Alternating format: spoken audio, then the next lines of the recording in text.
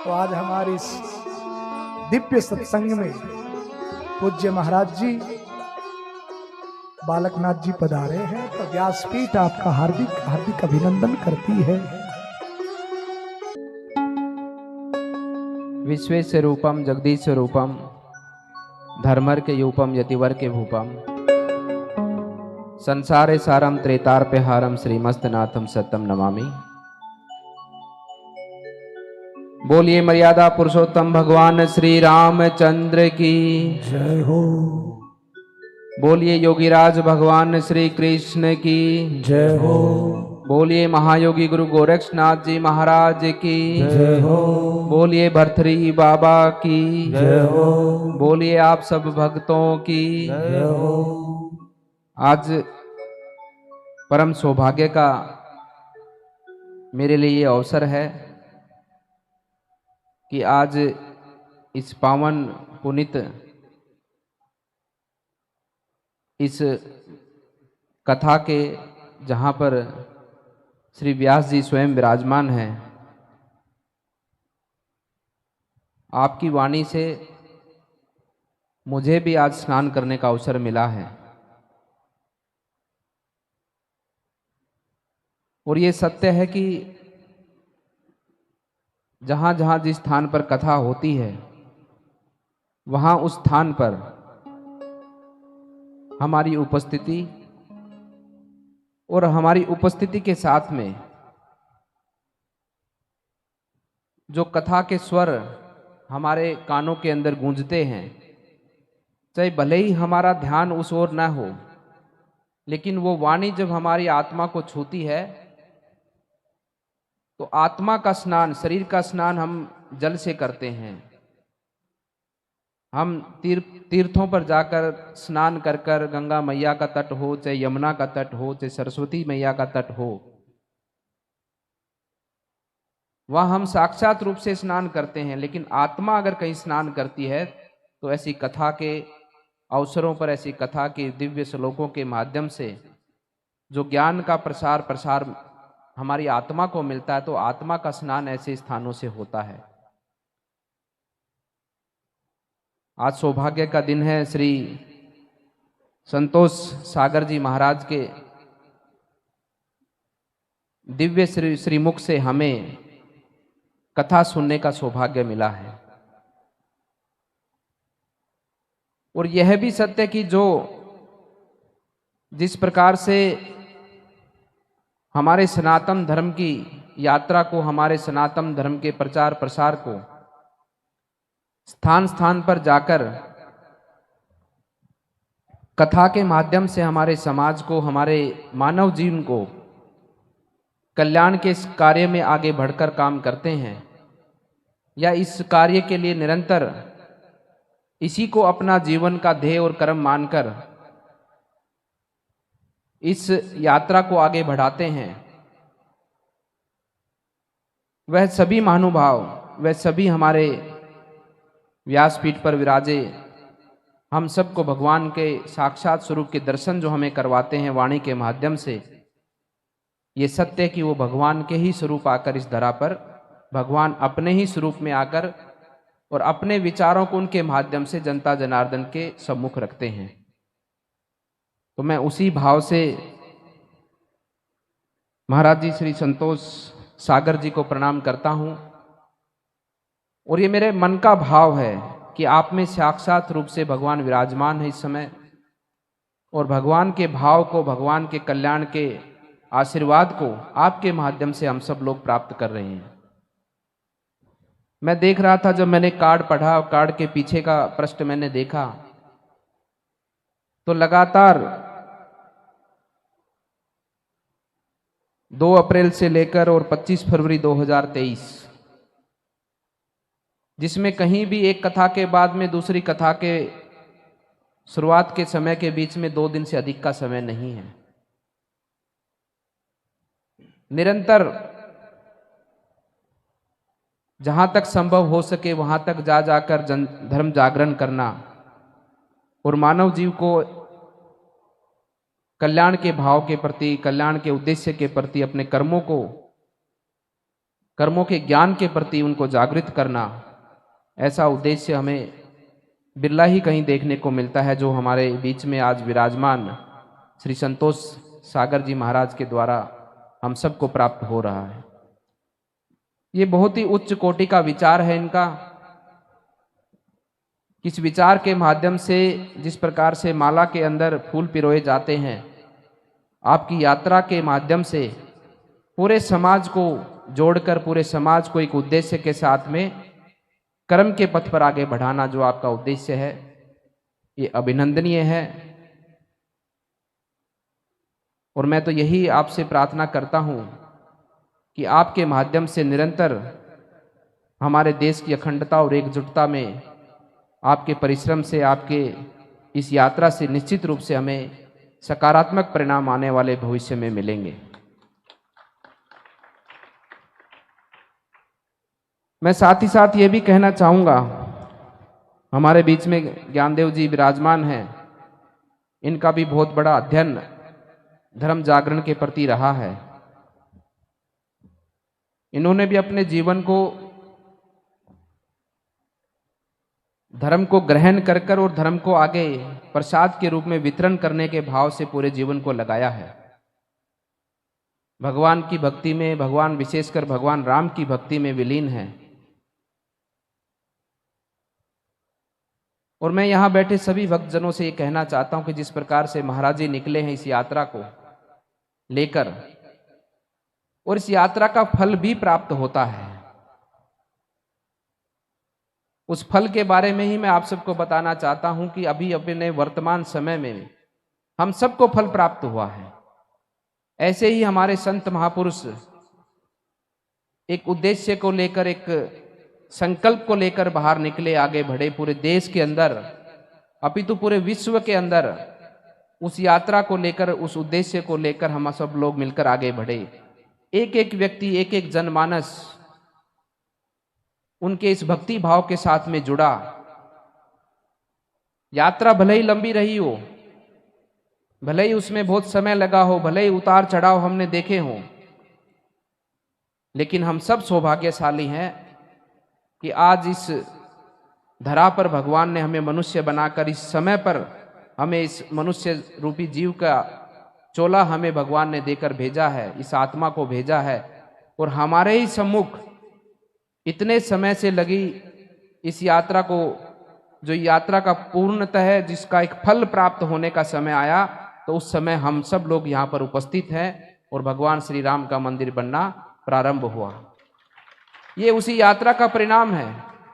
आप जिस प्रकार से निकले हैं आज देश को जोड़ने के लिए, देश को अखंड भारत बनाने के भाव से, जिस प्रकार की आपकी वाणी से मैंने सुना कि हम चाहते हैं कि हमारा देश पुनः सोने की चिड़िया बने, उसी भाव से हमारे संत निकले हैं कि देश को, देश के लोगों को एक उद्देश्य के साथ जोड़ना है, एक परिवार के साथ जोड़ना है, एक आत्मा के साथ जोड़ना है, एक स्वरूप के साथ जोड़ना है, एक उद्देश्य के साथ जोड़ना है। वो उद्देश्य हमारा है कि हमारा देश आत्मनिर्भर बने, हमारा देश सोने की चिड़िया बने, हमारा देश पारस बने। अगर कोई लोहा भी हमारे देश के स्पर्श में आता है तो वो भी सोना बन जाए, इस भाव का हमारा देश बने। और ये हमें ही करना होगा, हम सबको मिलकर ही करना होगा, हमारा ही दायित्व तो बनता है, क्योंकि भगवान ने वो क्षमता इन सनातन धर्मियों में ही दी है, हमारे संस्कारों में ही दिया है। ऐसा इस उद्देश्य को प्राप्त, जिस प्रकार से आप सब जानते हैं कि युद्ध कौन लड़ सकता है, जिसको हथियार चलाने आएंगे वही तो लड़ेगा, जिसमें बल होगा वही तो युद्ध लड़ेगा। कोई कमजोर व्यक्ति तो युद्ध नहीं लड़ सकता ना। जिसको हथियारों के बारे में, अस्त्र शस्त्रों के बारे में ज्ञान नहीं होगा, वो किस प्रकार से दुश्मन का सामना करेगा। वही व्यक्ति कर सकता है जो उसमें परिपूर्ण हो। और परिपूर्ण कौन है? हमारे सनातन धर्मी ये दिव्य आत्माएं जो यहां पर विराजमान है। आप ही में वो संस्कार देकर भगवान ने भेजे हैं, आप ही में वो परंपरा है, आप ही में वो इतिहास है। आप ही आज देश को, पूरी दुनिया को एक परिवार के रूप में देखने का भाव आपके अंदर है, पूरी दुनिया के लोगों में नहीं है। अनेकों सभ्यताएं हैं, अनेकों धर्म हैं संसार के अंदर, लेकिन उन सभ्यताओं का, उन धर्मों का जनक कौन है? ये भारत की पुण्य भूमि है। ये मेरी माताएं बैठी, आपका गर्व है। आपके गर्व से ही पूरी दुनिया के सभी सभ्यताओं ने जन्म लिया है। आपके गर्व से ही पूरे दुनिया के सभी धर्मों ने जन्म लिया है। इसलिए हमारा ही दायित्व बनता है, इसलिए हम सबको ही अपने मूल स्वरूप में आकर अपने इस देश को और अपने देश के साथ साथ में इस पूरी पृथ्वी के परिवार को हम सबको साथ लेकर आगे बढ़ना है। सबके कल्याण की भावना हम में है, सबको स्वीकार की भावना हम में है।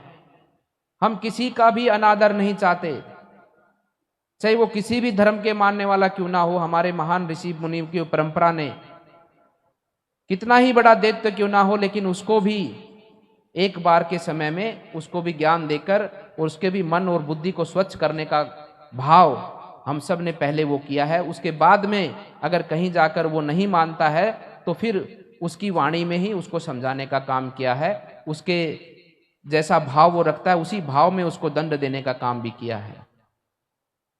इसलिए हम सबको ही आगे आना होगा।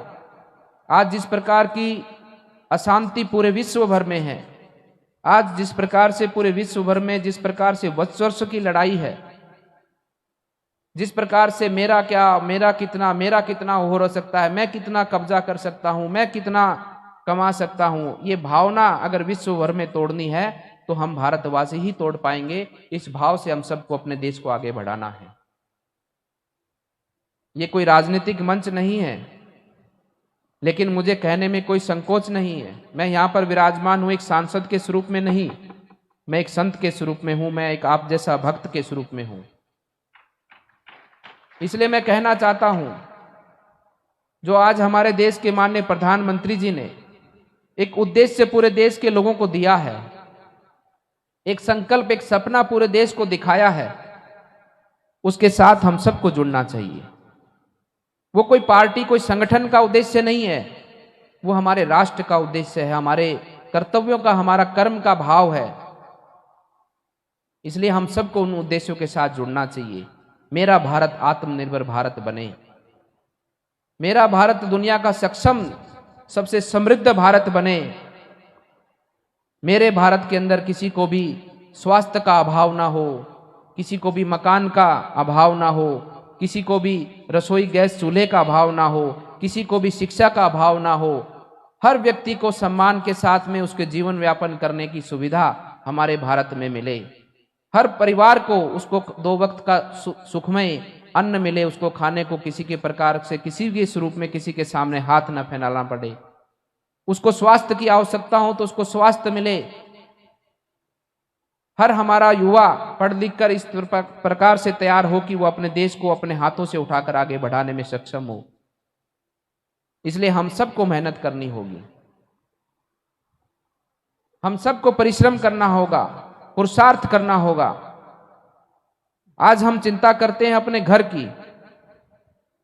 की करते हैं ना चिंता, हम सब चिंता करते हैं कि घर में मकान बनाना है, घर में गाड़ी लेनी है, या कुछ 1-2 प्लॉट और भी बना लें, कभी काम आ जाएंगे। बच्चों के लिए ये कर दें, बच्चों के लिए वो कर दें, चिंता करते हैं ना, स्वाभाविक है। लेकिन भारत की कौन चिंता करेगा? सबसे बड़ा घर तो आपका भारत है, ये मिट्टी है हमारा। घर कैसे चलता है? आप कमाते हो तब घर चलता है। और भारत कैसे चलता है? भारत माता थोड़ी आके हमारे खेत में काम करके जाती है। भारत माता हम हैं, ये भारत पूरा हम है। इस भारत को चलाने के लिए हमें ही परिश्रम करना होगा, हमें ही पुरुषार्थ करना होगा। हमारे ही अंशदान से, हमारे ही परिश्रम से भारत चलेगा, भारत दौड़ेगा और भारत आगे बढ़ेगा। और भारत दुनिया का सक्षम भारत, दुनिया का नेतृत्व करने वाला भारत बनेगा, क्योंकि दुनिया को आवश्यकता है आज भारत की। पूरी इस प्रकृति को आवश्यकता है भारत की। मैं कहता हूं, प्रकृति का निर्माण, इस सृष्टि का निर्माण किसने किया? भगवान ने किया। ये तो आज की साइंस भी मानती है कि किसी ना किसी स्वरूप में कोई दिव्य शक्ति ने ही इसका निर्माण किया है। तो वो दिव्य शक्ति चाहती है कि आज भारत आगे उठे और भारत के लोग आगे बढ़कर काम करें, मेहनत करें, और इस स्वर्ग को, स्वर्ग कहाँ है? स्वर्ग हमारी धरती है। यहाँ सब प्रकार का सुख है, सब प्रकार की वनस्पतियां हैं। यहाँ भगवान स्वयं जन्म लेते हैं हम सबके बीच में, हम सबके स्वरूप में आकर। हम भी तो भगवान हैं, हम भी तो भगवान के अंश हैं।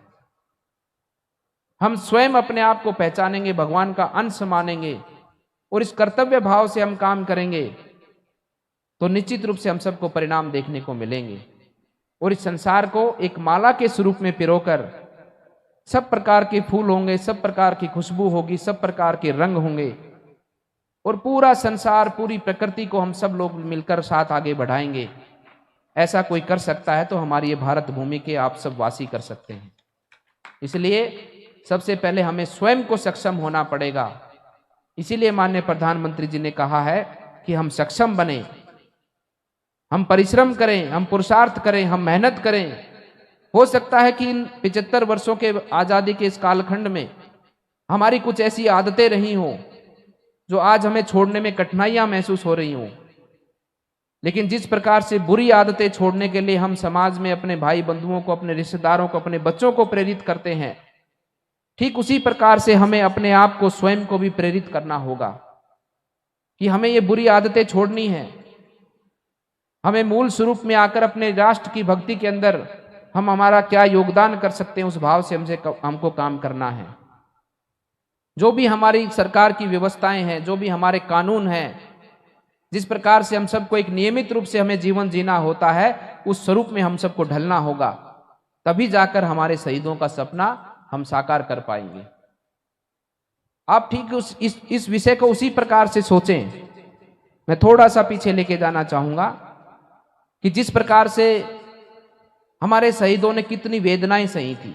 आप कल्पना करो थोड़ी सी देर, उस समय में चले जाओ, 75 वर्ष पहले चले जाओ।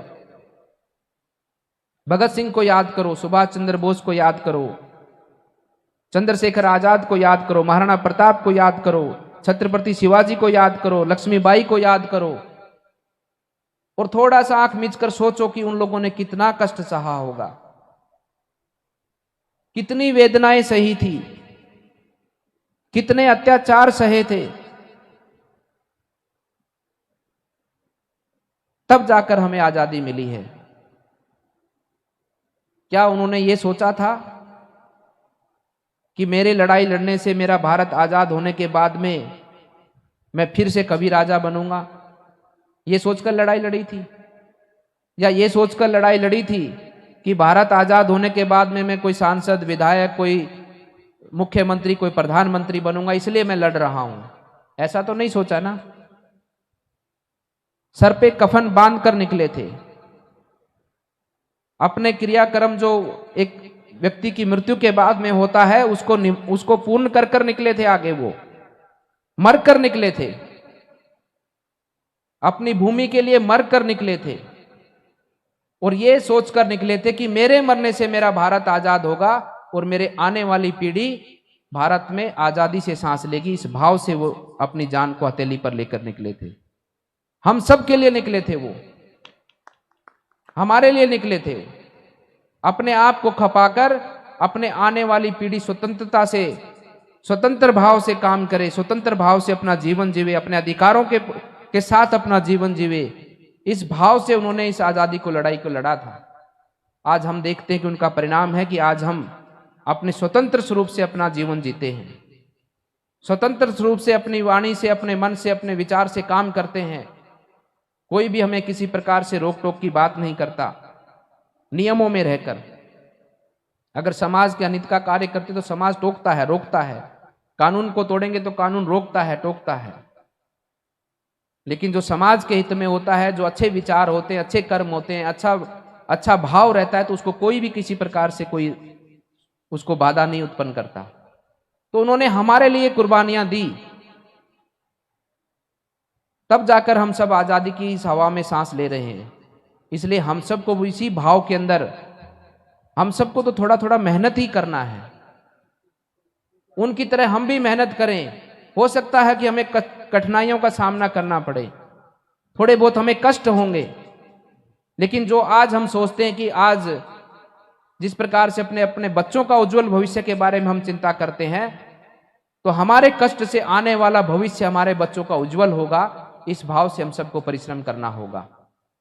इस भाव से हम सबको इस आजादी के 75 वर्ष के इस अमृत काल के अंदर हम सबको मिलकर मेहनत करनी होगी। जिस समय पर हमारे शहीदों ने मेहनत की, हमारे स्वतंत्रता सेनानियों ने मेहनत की, आज आजाद भारत के युवाओं से ये भारत माता आशा और विश्वास रखती है कि आज मेरे 135 करोड़ के भारतवासी मिलकर मेहनत करेंगे और उस भारत को खड़ा कर कर सबसे दुनिया का अग्रिम पंक्ति का देश बनाकर, सबसे सक्षम देश बनाकर खड़ा करते हुए आने वाली पीढ़ी का भविष्य उज्जवल करेंगे और भारत माता के सम्मान को पूरे विश्व में पहुंचाने का काम करेंगे। इसलिए हम सब का दायित्व है और हमारा ये मूल कर्तव्य है भी है। आप श्री व्यास जी के माध्यम से मैंने सुना, इन्होंने कहा और ये सत्य है कि हमें कर्म अच्छे करेंगे तो हमें फल की प्राप्ति होगी। कर्म पर जिस प्रकार से इन्होंने प्रकाश डाला, इस कलयुग के अंदर भगवान की भक्ति को प्राप्त करना, भगवान के आशीर्वाद को प्राप्त करना, यश को प्राप्त करना है, मोक्ष को प्राप्त करना है, तो कर्म ही सबसे सरल मार्ग है। जिस प्रकार से व्यास जी महाराज ने कहा कि कहीं ना कहीं उसमें कर्मों का भी खेल है, कहीं ना कहीं उसमें किसी के अच्छे कर्म होते हैं, किसी का पिछले जन्म के कर्म बताए जाते हैं, लेकिन ये कर्म जो है, किस्मत जो है, ये कहां से निर्माण होती है? ये यहीं से, कर्म से ही निर्माण होगा। कर्म से ही हम आने वाले अपने जन्म के पुण्य को प्राप्त करेंगे। कर्म के माध्यम से ही सारे मार्ग खुलेंगे। इसलिए हम सबको कर्म अच्छे करने हैं। हमारे कर्म इस पृथ्वी के कल्याण के लिए हों और उसी भाव से भगवान श्री कृष्ण ने गीता में साफ साफ शब्दों में, साफ साफ स्वरूप में एक सत्य को पूरी इस संसार के सामने रखा है। और वो सत्य यह है कि भगवान ने आपको यहां मनुष्य बनाकर भेजा है, आपको भोगने के लिए नहीं भेजा है। मनुष्य सबसे श्रेष्ठ उत्पत्ति है भगवान की, उसमें बुद्धि है, उसमें कुछ करने की, सोचने की क्षमता है। इसी भाव से भेजा कि आप इस पृथ्वी के मालिक हो, इस पूरी रचना के, भगवान के इस पूरे ब्रह्मांड के आप मालिक हो। आप चाहो तो आज 1 मिनट में इस पूरी पृथ्वी को खत्म कर सकते हो और आप चाहो तो इस पूरी पृथ्वी को आबाद कर सकते हो। खत्म कर सकते हैं कि नहीं कर सकते? आज दुनिया भर में इतने परमाणु बम है कि वो सारे के सारे चला दे तो ऐसी 3 पृथ्वियों को खत्म कर दें। और आप चाहो तो एक पेड़ लगाने से आप इस पूरी प्रकृति को आबाद कर सकते हो। तो ये हमें विचार करना है कि भगवान ने हमें मनुष्य बनाकर भेजा है। केवल मनुष्य बनाकर भेजना और मनुष्य बनकर आप सब आए हैं तो ये ना सोचे कि ये मेरा अधिकार था। अधिकार नहीं था, ये भगवान ने आपको अपना स्वरूप देकर भेजा है, इस व्यवस्था को आगे बढ़ाने के लिए, इस व्यवस्था को संचालित करने के लिए। जो भगवान ने ये रचना रची है, इस रचना को लेकर कौन जाएगा आगे? गाड़ी अपने आप से नहीं दौड़ती। गाड़ी का इंजन होता है, इंजन पहियों को घुमाता है और पहिया घूमकर फिर गाड़ी को आगे लेके जाता है।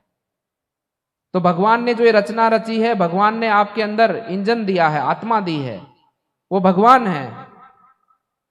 आपको दौड़ाना है इसको आगे, आपको लेकर जाना है इसको आगे।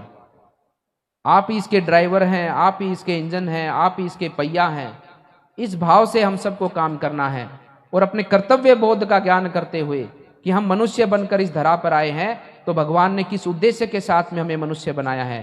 कोई कुत्ता बिल्ली हमें नहीं बनाया, कोई गाय भैंस हमें नहीं बनाया, कोई जानवर हमें नहीं बनाया, हमें मनुष्य ही क्यों बनाया है।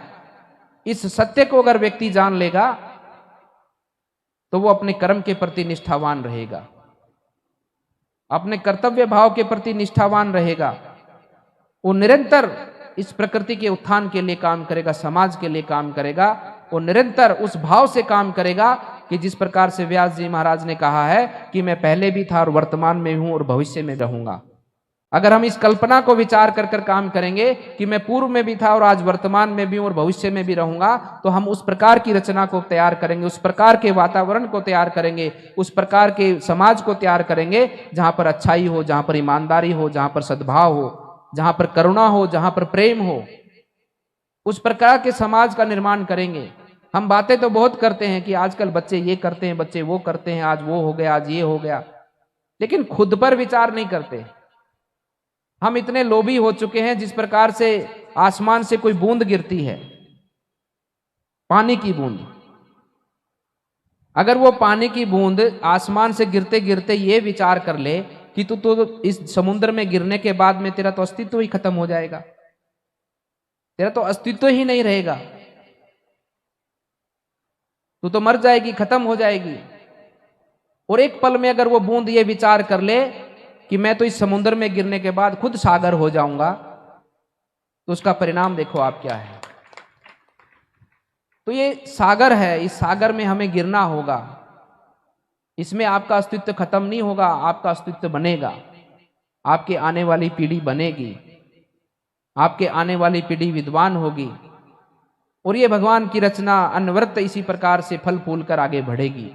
इस भाव से हम सबको अपने कर्तव्य को, अपने कर्म को और अपने इस जीवन को इसमें लगाना चाहिए। हमारा जीवन भगवान का दिया हुआ जीवन है, ये यथार्थ सत्य है। और यह भी सत्य है कि भगवान ने हमें इस रचना को, इस पूरी प्रकृति के उत्थान के लिए हम सबको भेजा है। उस भाव से हम सबको काम मिलकर करना है। महायोगी गुरु गोरक्षनाथ जी ने कहा है कि मरो हे जोगी मरो, जिठ मरनी मरो, जिठ मरनी गोरक्ष मर जीठा। हमको मरना है, हम इस मृत्यु लोक में आए हैं, जिसका नाम ही मृत्यु लोक है, तो वहां जीने का कहां? क्यों महाराज जी? यहां भगवान ने हमें तप साधना के लिए भेजा है, तपस्या के लिए भेजा है। और तपस्या जिसकी होती है, परिश्रम जिसका होता है, पुरुषार्थ जिसका होता है, वो तो कष्ट से भरा होता है, लेकिन जब फल मिलता है तो अमृत के समान मिलता है। बच्चे पढ़ते हैं, रातों रात पढ़ते हैं। अभी यूपीएससी का रिजल्ट आया है, 6-6 घंटे मुश्किल से सोते हैं, दिन रात पढ़ते हैं। आप के बच्चे भी दिन रात आप उनको पढ़ाई में लगा के रखते हैं, और जब उसका कट ऑफ 95% से ऊपर आता है तो आपका मन भी गदगद होता है और बच्चे का मन भी गदगद होता है। वो भी कहता है कि अब पापा मेरे को क्या दिलाएंगे, मम्मी मेरे को क्या दिलाएंगे।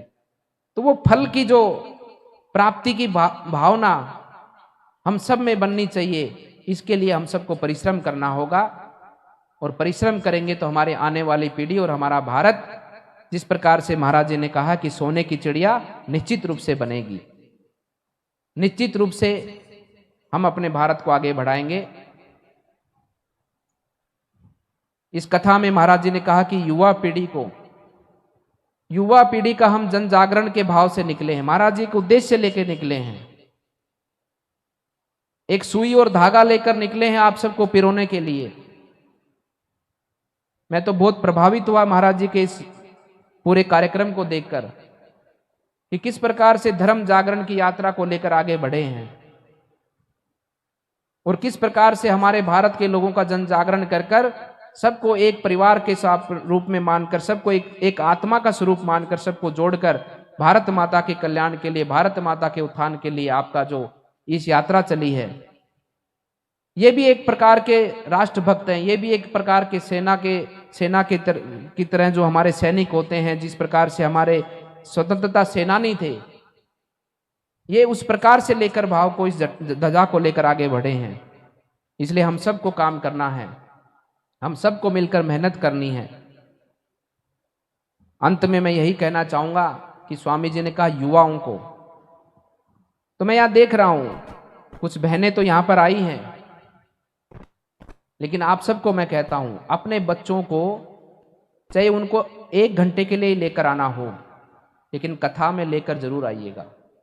तभी उनमें संस्कार स्थापित होंगे, तभी उनमें संस्कारों का बीज रोपण होगा, तभी वो हमारी परंपरा को जानेंगे। घर में इतना रिश्ता तो जानते हैं, मम्मी पापा चाचा ताऊ, इतना रिश्ता तो जानते हैं, लेकिन बाहर गली में घूमने वाली भी उसकी बहन है, ये रिश्ता वो नहीं जानते हैं। वो रिश्ता सिखाया जाएगा यहाँ पर। ऐसे स्थानों पर हम सब अपने बच्चों को जरूर लेकर आएं।